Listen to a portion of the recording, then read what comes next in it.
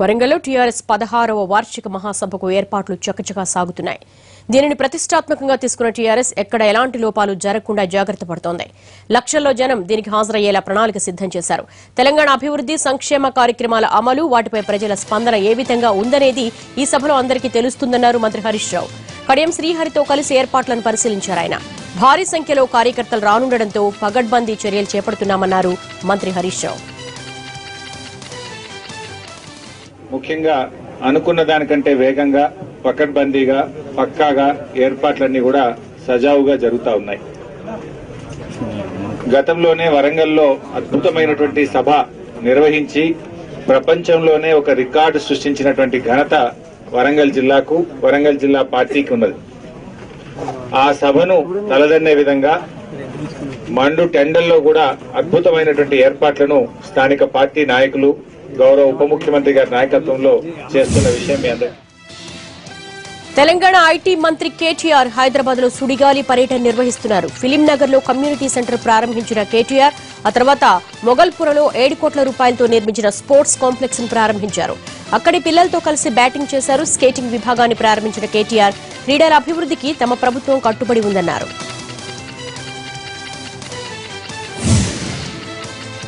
పల్లెటూరు తల్లి లాంటిదైతే పట్నం ప్రియురాలు వంటిదన్నారు ఏపీ ఐటీ పంచాయతీరాజ్ శాఖ మంత్రి నారా లోకేష్. తొలి అధికారిక పర్యటనలో భాగంగా తూర్పుగోదావరి జిల్లాలో పర్యటించిన లోకేష్ పల్లెలను అభివృద్ధి చేయాలన్న ఏకైక లక్ష్యంతోనే పంచాయతీరాజ్ శాఖను తాను స్వీకరించినట్లుగా చెప్పారు. అన్ని గ్రామాల్లో సిమెంట్ రోడ్లు, విద్యుత్ సౌకర్యం కల్పనకు ప్రాధాన్యం ఇస్తానని అన్నారు.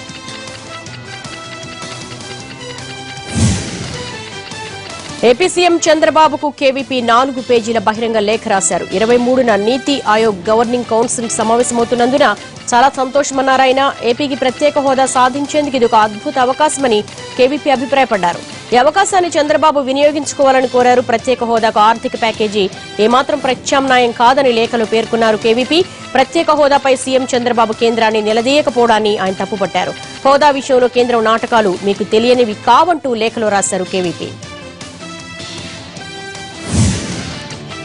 సీఎం చంద్రబాబుపై తీవ్రస్థాయిలో విమర్శలు గుప్పించారు వైసీపీ నేత భూమన కరుణాకర్ రెడ్డి. చంద్రబాబు పాలనలో ఏ వర్గమూ సంతృప్తిగా లేదని ఆయన ఆరోపించారు. ఎంపీ శివప్రసాద్ చేసిన ఆరోపణలపై చంద్రబాబు స్పందించాలని డిమాండ్ చేశారు భూమన. ప్రొద్దుటూరు ఎన్నికల్లో టీడీపీ రగడపై ఎన్నికల కమిషనర్ భన్వర్ లాల్ ను కలిశారు వైసీపీ నేతలు. టీడీపీ నేతలు దౌర్జన్యంగా వ్యవహరిస్తున్నారని వారికి ఫిర్యాదు చేశారు. ఎన్నిక రద్దవడానికి టీడీపీ నేతలే కారణమని, వారిపై వెంటనే చర్యలు తీసుకోవాలని వైసీపీ నేతలు విజ్ఞప్తి చేశారు.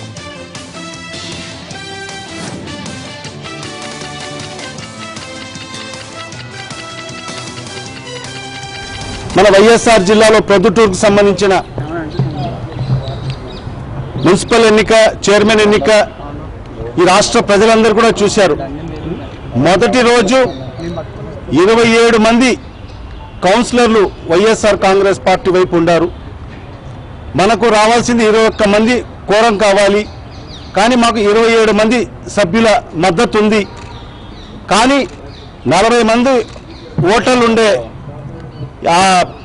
అసెంబ్లీ కౌన్సిల్లో 27 మంది సభ్యులు వైఎస్ఆర్ పార్టీ వాళ్ళు ఉన్నారు. కానీ వాళ్ళు మద్దతు ఇచ్చినా కూడా కేవలం కొందరు తెలుగుదేశం పార్టీకి సంబంధించిన కౌన్సిలర్లు ఆ హాల్లో కొందరు డిస్టర్బ్ చేయడం వల్ల మొదటి రోజు ఆ ఎన్నిక వాయిదా వేయడము, మరి మరుసటి రోజు కూడా పూర్తి ప్రశాంత వాతావరణంలో నిర్వహిస్తాం. నిన్న జగిత్యాలలో సభలో కేటీఆర్ వ్యాఖ్యలకు కాంగ్రెస్ నేత జీవన్ రెడ్డి కౌంటర్ ఇచ్చారు. ఆ వ్యాఖ్యలు ఇప్పుడు చూద్దాం. రెడ్డి గారిని పట్టుకొని జీవన్ రెడ్డి గారు మీరు పోటీ చేయాలి కేసీఆర్ కు వ్యతిరేకంగా అంటే జీవన్ రెడ్డి గారు బేరం మాట్లాడుకున్నాడు అన్నాడు. రాజశేఖర్ రెడ్డి గారు నేను ఎట్లాగో ఓడిపోతా నాకు తెలుసు, గెలిచే అవకాశమే లేదు, తెలంగాణలో కేసీఆర్ ను ఓడగొట్టేటోళ్ళు ఎవరు పుట్టలేదు, కానీ నేను ఓడిపోతే నాకు మంత్రి పదవి ఇవ్వాలని చెప్పి బేరమాడుకొని ఆనాడు కేసీఆర్ ను ఓడగొట్టే ప్రయత్నం చేసిన ఎమ్మెల్యే గారు ఈ రోజు జగిత్యాల నుంచి ప్రాతినిధ్యం వహిస్తున్న ఎమ్మెల్యే జీవన్ రెడ్డి గారు. ఎప్పుడైతే 99లో తిరిగి చంద్రబాబు నాయుడు గారు ముఖ్యమంత్రిగా బాధ్యత చేపట్టిన తదుపరి కేసీఆర్ మంత్రివర్గంలో తీసుకోలేకపోవడం జరిగిందో, ఏ విజయరామారావును మంత్రివర్గంలో చేర్చుకోవడం జరిగిందో, అప్పుడు ఆయన ఏదైతుందో తెలంగాణ గుర్తుకొచ్చిందని చెప్పండి. 94-99 మధ్య కాలంలో నువ్వు ఎన్నడైనా ఎప్పుడైనా ఎక్కడైనా నువ్వు తెలంగాణ రాష్ట్ర ఏర్పాటే కాదు తెలంగాణ ప్రాంత సమస్య గురించి స్పందించావే నువ్వు? ప్రాంతంలోనే పుట్టి మన ప్రాంతంలో ప్రాజెక్టులు కడతామంటే మన ప్రాంత రైతాంగానికి మన రాష్ట్ర రైతాంగానికి నీళ్లు ఇస్తామంటే ఆ ప్రాజెక్టులకు అడ్డుపడుతున్న కాంగ్రెస్ పార్టీని ఉప్పు పాతర వేస్తేనే తెలంగాణలో బంగారు తెలంగాణ సాధ్యమైతే తప్ప లేకపోతే కాదు. అధికార దర్పంతో అహంకార పూరితంగా ఆయన మాట్లాడటం చూస్తుంటే అహంకార పూరితంగా కాంగ్రెస్ పార్టీని ఉప్పు పాత్ర పెట్టాలండి. ఎందుకునైనా కాంగ్రెస్ పార్టీ ఉప్పు పాత్ర పెట్టాలి? తెలంగాణ రాష్ట్రం ఏర్పాటు చేయడానికి ఏదైతుందో నిర్ణయం తీసుకున్నందుక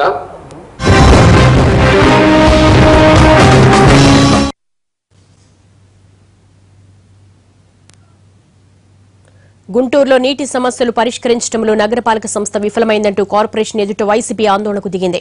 కార్పొరేషన్ అధికారుల నిర్లక్ష్యం కారణంగా ప్రజలు త్రాగునీటి కష్టాలు ఏర్పడ్డాయని ఖాళీ బిందెలతో నిరసన తెలిపి తర్వాత ఆ బిందెలను పగలకొట్టారు. నగరపాలక సంస్థ ఎదుట ఉన్న మంచినీటి పథకం పైలాన్కు పాలాభిషేకం చేసి ఎదుట మొక్కను నాటి తమ నిరసన తెలిపారు. 2019లో టీఆర్ఎస్ మళ్లీ అధికారంలోకి వస్తుందన్నారు ఎంపీ గుత్తా సుఖేందర్ రెడ్డి. ఎమ్మెల్యే భాస్కర్ రావు ఈ నెల 27 వరంగల్లో నిర్వహించే ప్లీనరీ ఖర్చుల కోసం ఎంపీ ఎమ్మెల్యేలు కూలి పనిచేశారు. మిర్యాలగూడ రామకృష్ణ రైస్ మిల్లులో హమాలీ పనిచేసి 2,11,000 రూపాయలు సంపాదించారు. ఖమ్మం ఎమ్మెల్యే పువ్వాడ అజయ్ కుమార్ క్షురకుడి అవతారమెత్తారు. టీఆర్ఎస్ ప్లీనరీ ఖర్చుల కోసం ఆయన కూలీగా మారారు. ఓ సెలూన్లో హెయిర్ కట్ చేశారు. మరో షాపులో చికెన్ కొట్టారు. ఆ తర్వాత ఓ దుకాణంలో టీ అమ్మారు. త్వరలో టీఆర్ఎస్ ప్లీనరీ జరగనుంది. దీనికోసం నిధుల సేకరణలో భాగంగా కేసీఆర్ సూచనతో పార్టీ నేతలు కూలీ పనుల్లో పాల్గొంటున్నారు.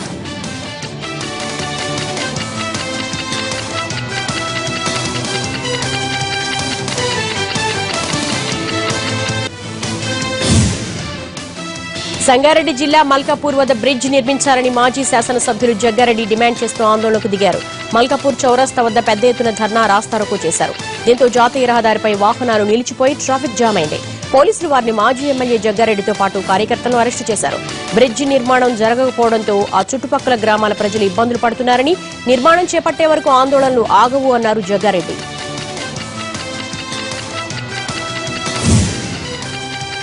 మాజీ మంత్రి టీడీపీ నేత దేవినేని నెహ్రూ అంత్యక్రియలు అశ్రు నయనాల మధ్య జరిగాయి. నెహ్రూ తనయుడు అవినాష్ హిందూ సంప్రదాయం ప్రకారం అంత్యక్రియలను నిర్వహించారు.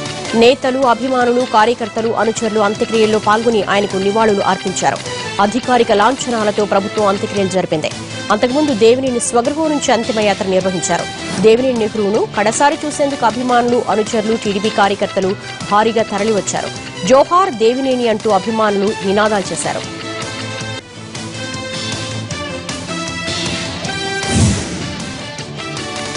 ఏపీ సీఎం చంద్రబాబు నాయుడు మాజీ మంత్రి దేవినేని అంత్యక్రియలకు హాజరయ్యారు. దేవినేని భౌతిక కాయంపై పుష్పగుచ్చం ఉంచిన చంద్రబాబు నివాళి అర్పించారు.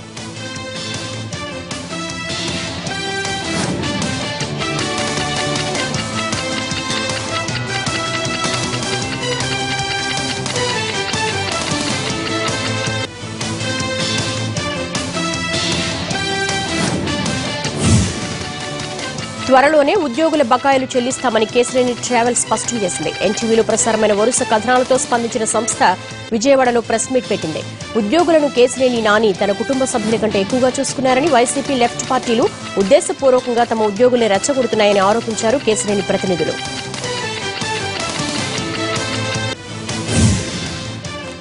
30 by 60 short break.